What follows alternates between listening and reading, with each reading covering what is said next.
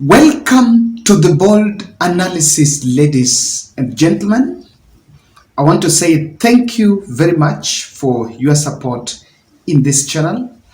And I want us to look at a political development that seems to be gaining momentum in this country.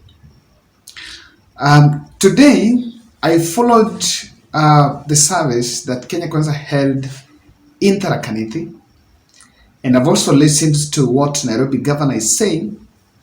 And there seems to be a conversation that is going on that I want us to look at. This conversation is about what Rigathi Gachagua is saying. We have a general consensus that looking at general understanding that looking at Raila Odinga messages in those rallies, he seems not to push a discussion on a handshake.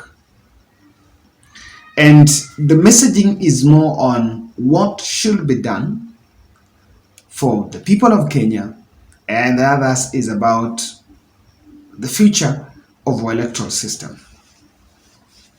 And of course, for me, I've been a very strong crusader that the handshake between Raila Odinga and Uhuru Kenyatta was the very best thing because it was based on the ideology and the personality, and it was two people that came together meaning really well for what it is. They really meant well. I've always said Uhuru Kenyatta really meant well for that. But what will be a handshake between Raila Odinga and William RUTO will be very skeptical, and I don't entertain it on that ground. But today I listened to Rigathi claiming in begging William RUTO in Tharaka Nithi that please don't think about talking to Raila Odinga. In fact, he went to an extent of saying that even if there is backroom talks, he's normally around State House and he's planted his own people there and will find an opportunity to make sure that he intercepts everything going on. Ya mawaziri kwa serikali ya rais wanasema hawamtambui. Wanasema hawatambui serikali yake ati wakuje ndani. Si wakija watazamisha serikali yetu vile walizamisha serikali ya Uhuru Kenyatta? Mnataka wakuje ama wangoje? Sasa rais, tafadhali, my brother President William RUTO, hii serikali umepewa na Wakenya na Mwenyezi Mungu. Ukitaka kuharibu, sisi hakuna kitu naweza fanya, sisi ni wanyonge. Wale watu wako na historia ya kuharibu serikali wameenda. Ati wanapiga kelele, ati maandamano, ati wauzie huyu rais uoga, ati awaite, ati waletwe wa handshake. Hiyo mnaweza kubali? Rais wako hapa, wacha asikie. Mnaweza kubali? Mambo ya handshake hakuna. Na hata ukijaribu kuletewa mlango ya nyuma kwa rais, mimi niko pale kwa hiyo compound nasunguka hapo. Now, the thing today, hakuna. Wewe ukae huko tukupatie kiti ukasane na sisi. And that's not the first time that Rigathi is talking that way. Even in Meru, there's a time, and when they normally want to speak about the so-called handshake stories, they normally drive William RUTO to the shows, to the mountain, to talk that politics. Now, Sakaja the same day was calling on President Uhuru Kenyatta, on President William RUTO, that there are hardliners around him that ultimately RUTO must come out of that box. Because for him, he is pursuing the masses. He's pursuing the interest of the people. And of course, there are legitimate calls from Azimio wing. And that's one thing I've always said. While you want to just say, it's very simplistic to say that someone is pushing a handshake. Of course, I can't dismiss it. That also comes. But because handshake will come at some personal fortunes. And that's the challenge that many people actually are having.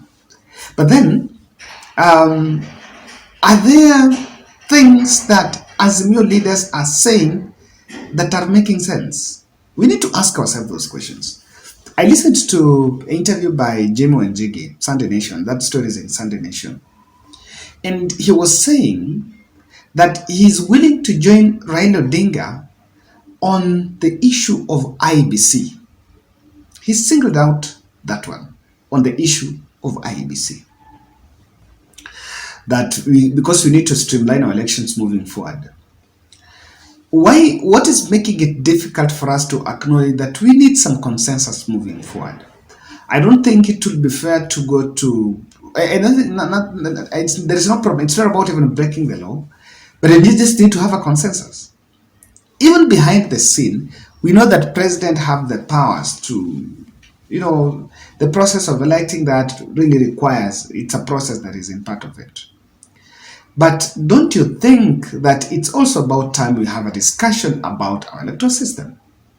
What is making it that difficult? Okay, probably that's not a reality. But then, don't you think that as far as government have interventions on the cost of living, as far as they're talking about food production, subsidizing production, but is there a sense from the Azimio wing that you can pick and come to a conclusion that, okay, fine, this country, we have to agree that not everyone is supporting William Ruto. That's what the regardees of this world must accept. I want you to listen to Sakaja's statement. When you listen to the people, you feel a sense of concern about the impending, demonstrations and the mass action in Nairobi. We want to assure the people that we will make sure that there is peace and stability in our city, because when Nairobi stops working, the country stops working. Nairobi must continue to work, and that is the mandate that the people have given to us. There's nothing that is too difficult to sort out. But let us not plunge our country into a crisis. It is very easy to destroy, but it's not easy to build. The economy is tough. People are suffering, they're struggling. Many children are not even in school because of fees. People's livelihoods are at stake. And right now when we're picking up, even like the county government and national government, which needs time, I think it's time for us to be able to talk, to be able to think of other ways, because we are one country. There are no two Kenyas. There's no spare Kenya. We don't have an annex of Kenya. If we ban Kenya, there's nowhere else we will go. So whatever it takes, and I'm glad that the president has a lot of wisdom. The president is accommodative. The president has said he's ready to work with all leaders. The president has said he's willing to work with all regions. The president has said he's willing to work for those who voted for him and those who didn't vote for him. However, there are some leaders who are trying to become hardliners, to tell the president not to reach out. You don't cut off your nose to spite your face. We all need each other as a country, and I'm sure the president in his wisdom will do the right thing for the people of Kenya. I'm seeing a consistent, quite a strategy that has been put to draw in the politics of handshake at this time, at the heart of this mass action push by the Azimio. And we have a problem. There is a problem of hardliners, of what Sakaja is talking about. So I want to talk to you, I want to reveal for you something more on these hardliners and what some of the problems that are actually ailing us. We are in a state of denial, and the William Ruto administration, the Kenya Kwanza administration, is in a state of denial. The state of denial they are in is the fact that though you can have the sword, you have everything that it takes, but there is also the people.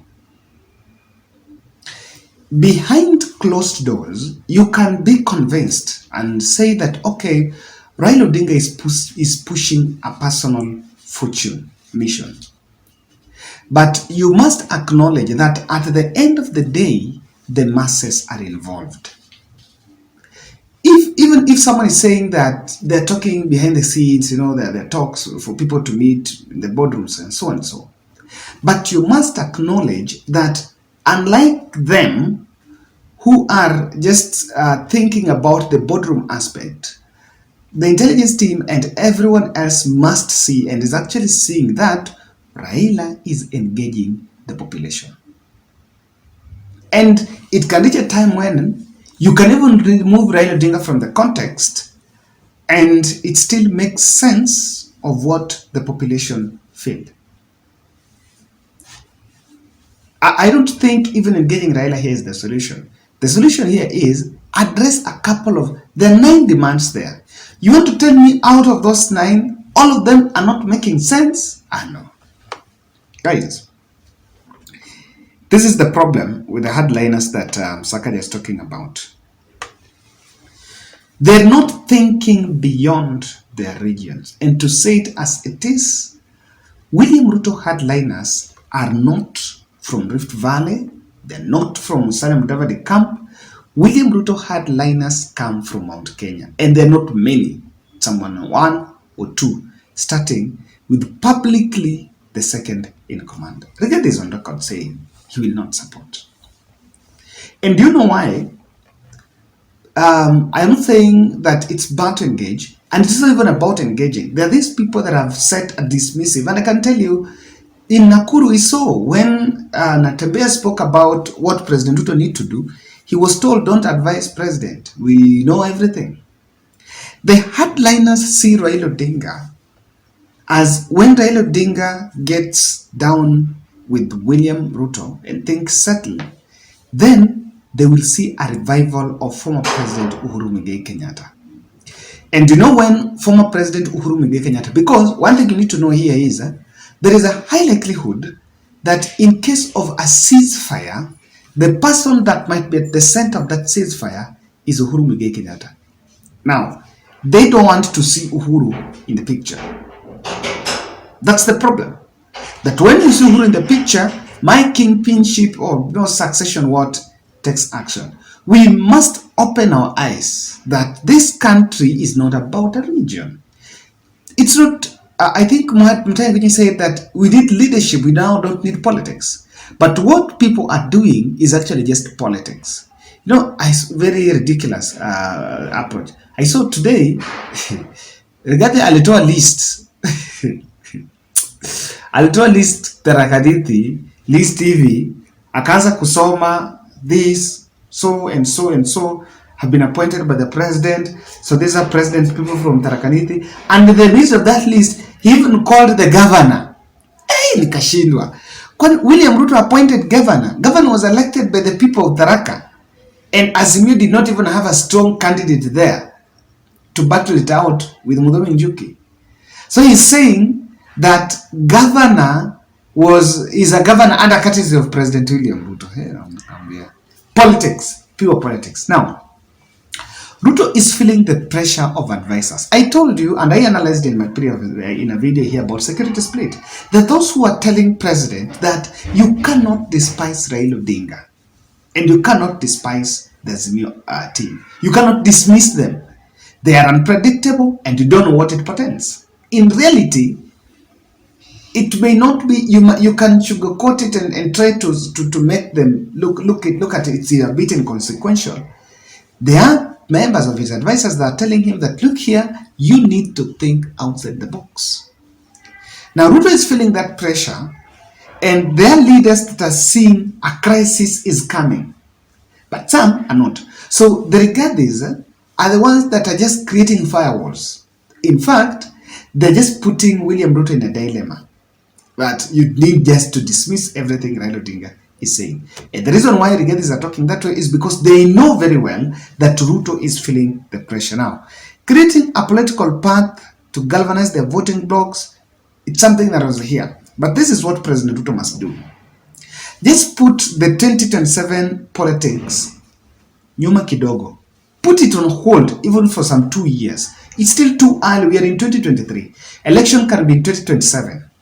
Put it down a bit, then look straight in the eyes of the people of Kenya and know very well that 14 million people voted, and out of the 14 million, Chebukati announced that you gathered 7.1 and 6.9 had with Raila, within a gap of 200,000, but also 8 million people abstained from the ballot.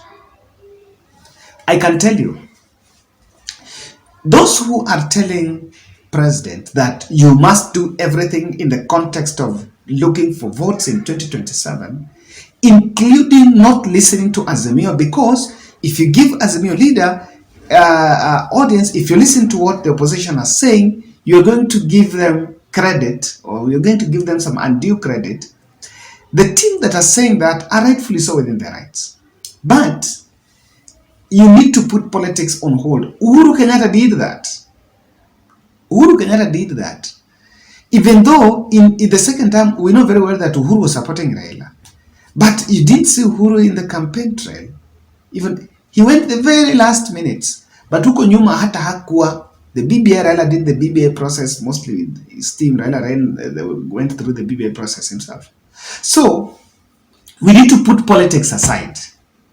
As to whether you're going to get the election or not, that should not be a worry now. I don't think that should be a problem, unless there is something that you know that I don't know. But the people that are creating firewalls on the guise of not getting re-election are actually misleading William Ruto. We must rise above personal interest politics. The same people that are shouting that if you listen to what Raila Odinga is saying, then the owners of the said company are not going to get the priority because other people shall have come on board. They're selfish because they're pushing interests of those other people. Don't you think we should also have inclusivity?